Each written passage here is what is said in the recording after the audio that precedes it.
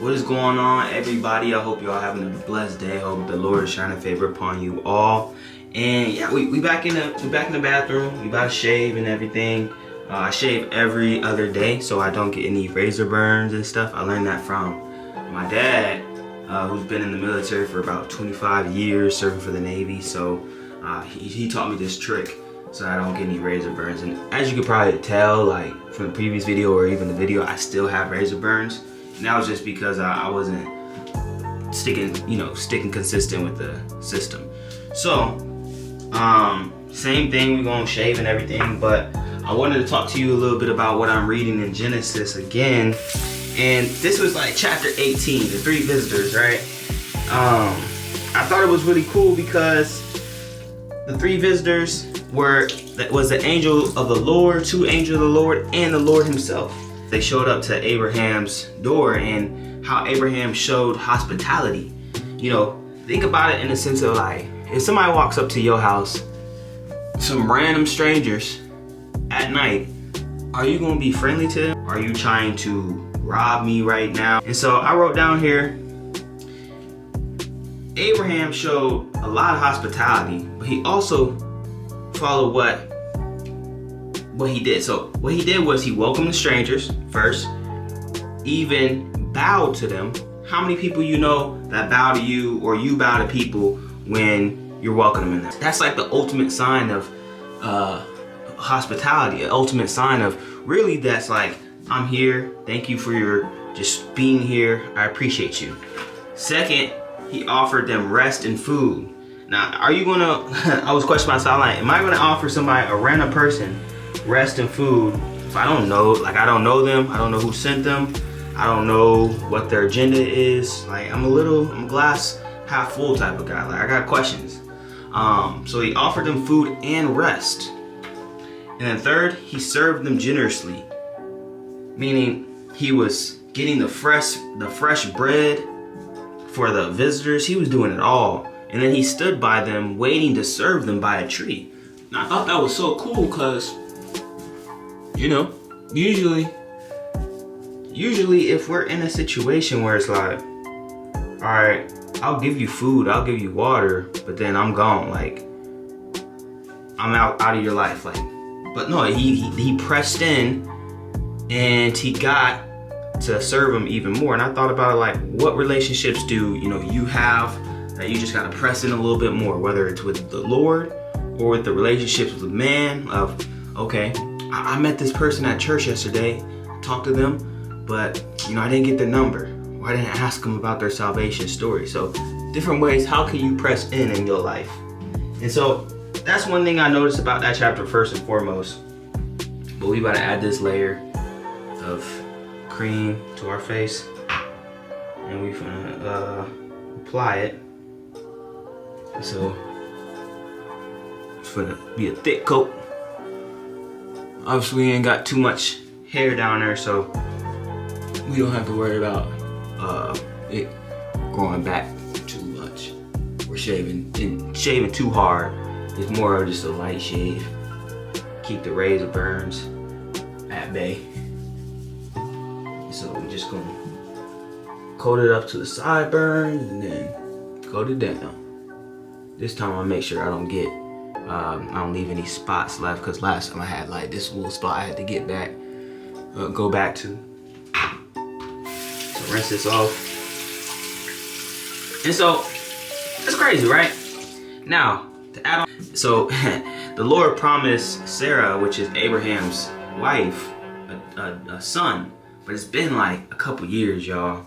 And I thought about how Sarah laughed at that, because like laughing in disbelief, like you promised us a son, and where's the son at? Well, one thing I'm reading about, God don't see time the way we see time.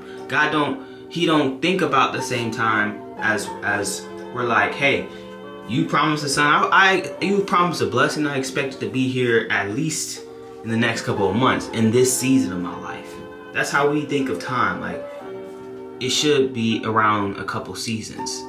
But God says, you're gonna have to be obedient and patient so that you can get blessed.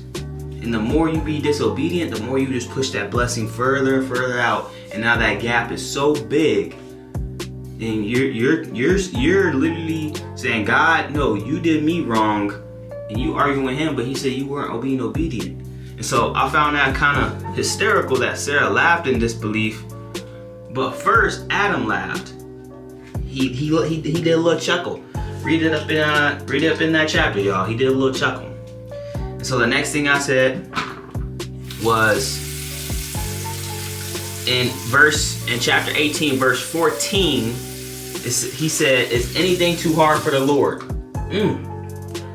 So think about it, y'all. If y'all want a blessing, right? Let's say you want a new car.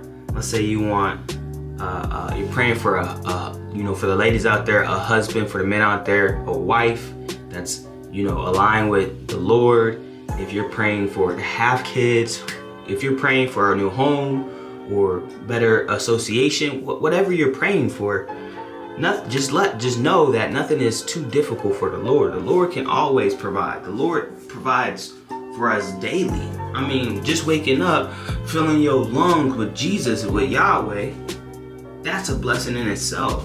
Having the ability to see, hear, feel, touch, taste, all this stuff is blessings. But how distracted are we from just noticing the small things and being grateful for that stuff? And so that's what I'm thinking about when he says, "Is anything too hard for the Lord?" Nothing within God's will, including creation and redemption, is impossible for him. That's powerful. Nothing in creation or redemption outside of his will, he can't do.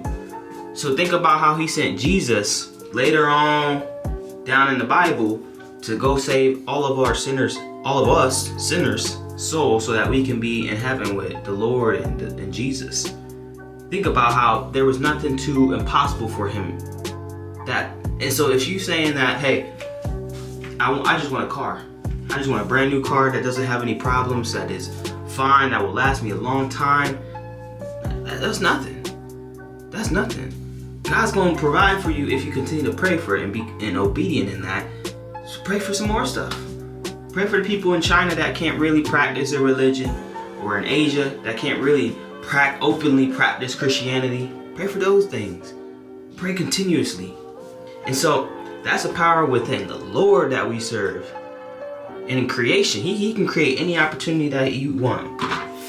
Man, he can create anything. He can redeem people. I've seen people go from the world, like they're chasing materialistic things, they're chasing women over the Lord, they're chasing men over the Lord, to redeeming their soul and now pursuing the Lord over everything. They seek ye kingdom first, and all things will be provided for you.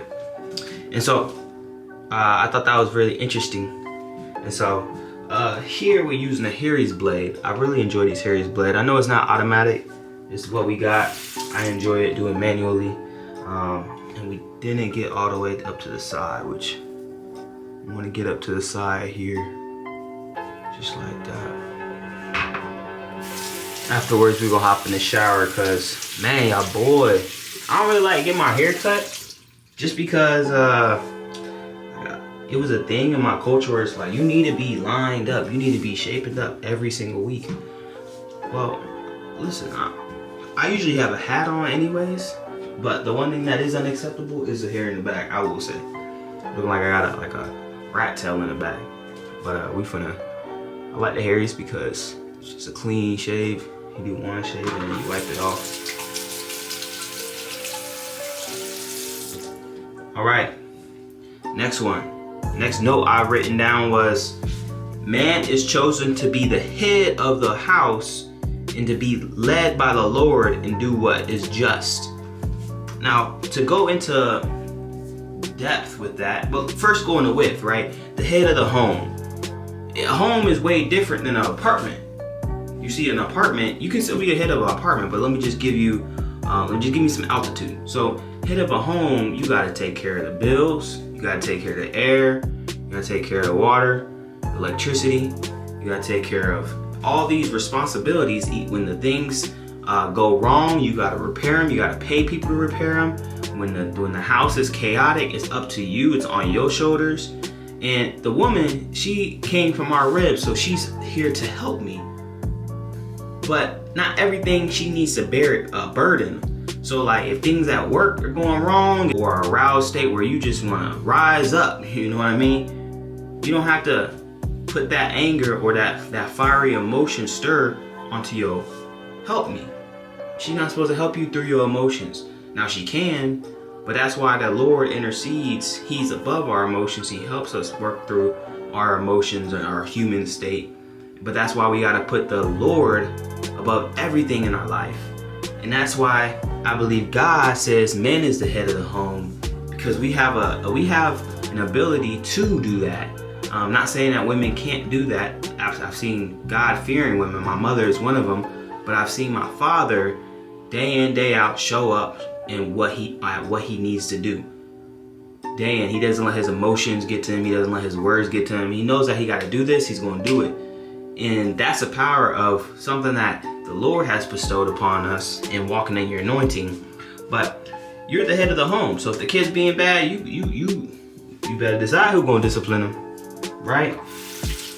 If someone's trying to break into the home, you better take up arms. You better know how to defend your home. We back.